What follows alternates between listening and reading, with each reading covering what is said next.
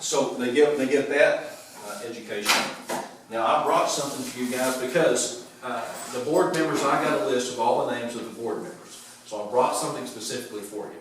Because you can come visit me, and don't worry, if you come out, as long as you kind of stick to the middle, stay away from the tanks, you can see me. But on our yard, we do now have a rule that if you're on our yard, you have to be wearing your PPE. Hard hat, steel-toe boots, and safety glasses. Now, since you're walking in the middle of it, which would make you wear steel-toe boots, but we do need to have at least the hard hat, and you look the part, and I think you guys are going to look the part after this.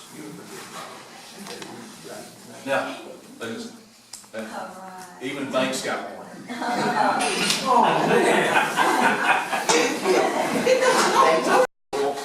That is an online, I guess, conglomerate of information. It's a website where they actually collect information on us, and our customers can log on, if they're a member of it, and audit our safety program. So we have to upload all our safety record, our OSHA inspections, our OSHA violations, which we don't have but anything that has to do with safety in the oil field, our workings, we have to put on that website, so that any customer, say Conoco or Apache, like, can actually go online and see instantly, without waiting for us to get it, without coming to our office, they can automatically see it. Now, you guys can wear these hats and come to see us. You're welcome anytime. You know the two now. Put your name on the front so I know who you are. You got the Fox Chapel sticker. And I want you to realize now, when you do come out to our place, the man in charge, though, is a man wearing a red hat. Just so you know, the guy wearing a red hat on that lot is in charge, right? I just did that to be different.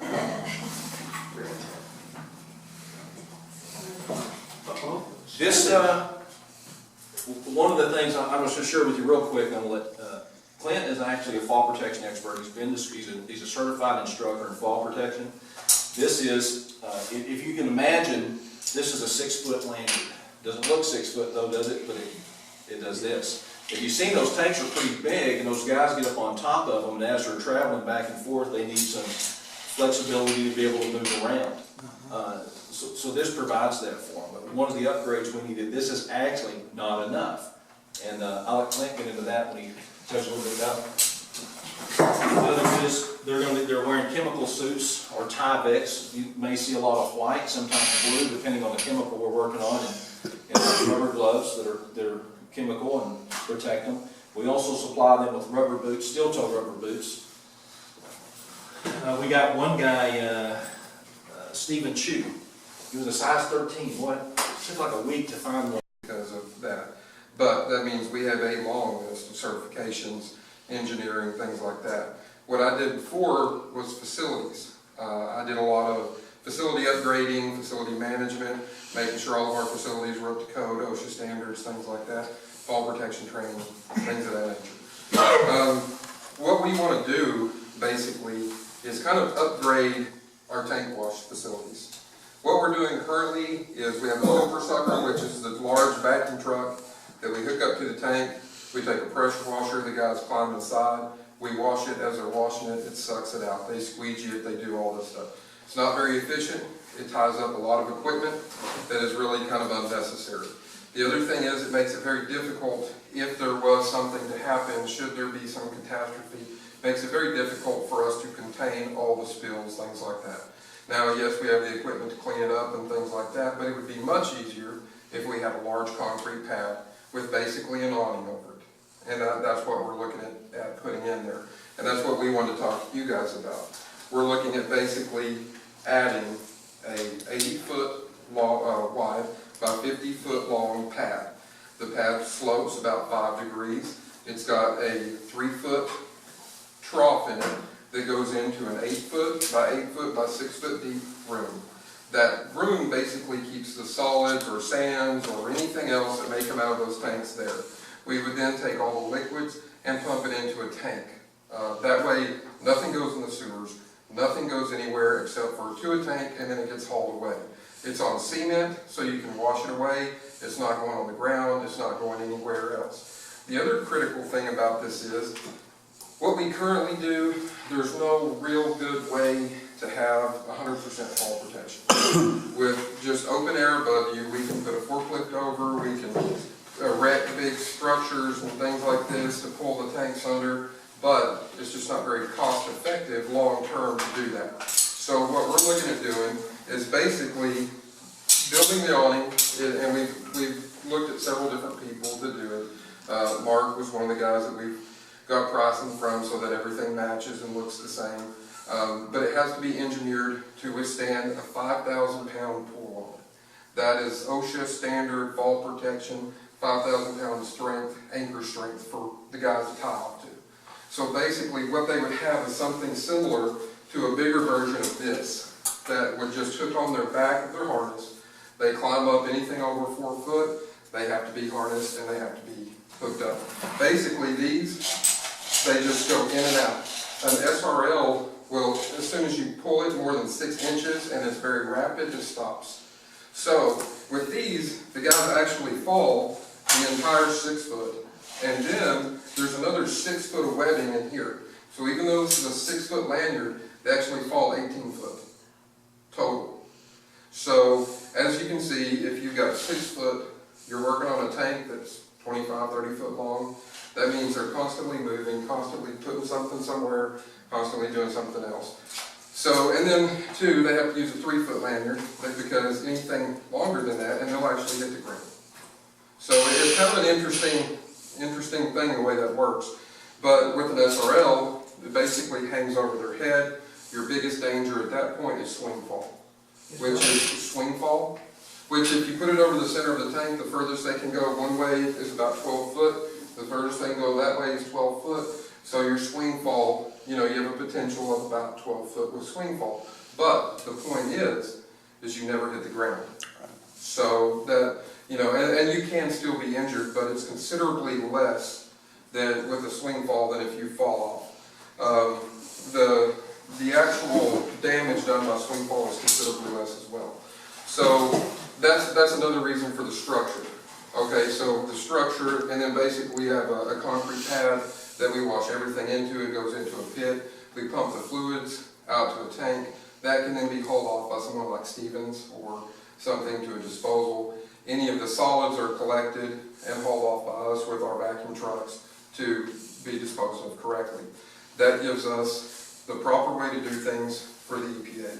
Gives us the proper way to do things for fall protection and safety of our guys. It also keeps everything off the ground, and we're not washing tanks, we're not doing anything that we're going to have to clean up at some point. That if it's contained in a cement containment, we're fine. The secondary side of this is there would be a fiberglass tank out there that we would pump to. It would be fiberglass because we can pump anything into that. That would have basically just a bermed containment. That would be a lime-coated pit. So you would just have a little berm that would be made for the size of the tanks that would then be coated. So even if there was a spill or something to that effect, it would be a coated pit that could then be pumped off. So basically what we're trying to do is minimize any environmental damage or environmental risks, and we're trying to get our guys safer from a fall protection standpoint. Because when those guys are up there washing tanks, they're using soap, they're using pressure washers, and if the tank's had a bunch of oil in it, it's slick. I mean, it is. And that's our primary concern with this, is that part of it. Because we do all the air testing, we do all that when the guys enter the tank. So the chances of them going down inside the tank actually is a lot greater from a fall, if they slipped or something like that, than it is from gas or something like that. Now it is possible that they hit a gas pocket or something that we did not test, but that's a very low percentage. That's not probably going to happen. But the other side of it, it is real easy to have a pressure washer with 5,000 PSI squirting it out a wall and get knocked back. The other side of this facility is it requires the guys to get in the tank a lot less because there's big centrifugal pumps that we recirculate the water that we've used in order to wash the tanks. It has big jetting systems. So you put the jets inside each hatch, turn it on. In the meantime, while that's all going on, basically it's like a dishwasher inside the tank. And then you're sucking the water out and the guys are washing the outside of it. Now they'll still have to get in the tank, but not until the biggest part of whatever was in the tank has been removed.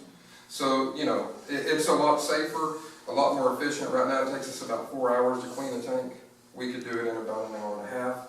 Instead of using 5 guys and $450 an hour worth of equipment, you know, we have one facility that just does it all, does it correctly. All the stuff is there, the fall protection, things of that nature. So, you know, that's the basics of it. Like I said, the proper containments, all that stuff. The other side of this thing is for us, is that we're going to be working with Baker, and they have contracts with Shell. They have contracts with other people. These people will come out and inspect our facilities. They will ensure that we're disposing of their waste, their chemicals properly. It's just part of what they do. So we want to be sure that whatever we do is top notch. We don't want to do it halfway or cheap it or anything else. We just want it to be right, do it one time, and then not have to worry about it. So that's the other side of what we're thinking, is from a contracting standpoint, retaining some of our customers. You know, we want to build a facility and build it to a good standard. That way we welcome anyone to come and see what we're doing. So that's just kind of what we're looking at doing, and that was some of the things we wanted to talk to you guys about, basically get your permission to make these additions to the yard. The other thing, and I don't know that we talked to Banks and you guys about it, is a fence. Obviously we want to put up a fence, we can't release it. Now, we kind of, you know, since we've been up here, I haven't had a lot of H2S, not near like we've dealt with in West Texas. Where we're from, that is a major problem. You don't crawl in a cellar, you don't go anywhere until you know where you're at. We have gas monitoring stuff that goes into every tank. These guys, there's forms that they have to fill out before they enter anything. It's called a confined space permit. And they monitor the air constantly while they're doing the work. Because that's something that as you begin to wash, if you do get into oil that does contain H2S, you have to watch it. You have to make sure it's under acceptable levels. And usually if it's not under acceptable levels, then we're not even doing it. You know, we don't even chance it. It just goes somewhere else. Those monitors are tested daily. Yeah. So, Yeah, that's something that, our monitors, actually, we purchased a bump test station that every morning the guys put on the monitor on the bump test station, and it's bump tested every day to make sure its calibration is correct. Now, these little monitors are self-contained. They're actually not calibrated, the oxygen is, but not the monitor itself. The monitor itself, the gas, the manufacturer, which is Honeywell, says if you'll expose them to gas daily on the bump test station, it keeps them really healthy. Makes them really, the life of them is better. And that is what they support. But H2S is hydrogen sulfide, and it comes from putrefaction.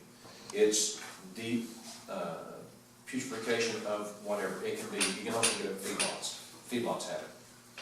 And does it only travel through the air? Can it get on your clothing?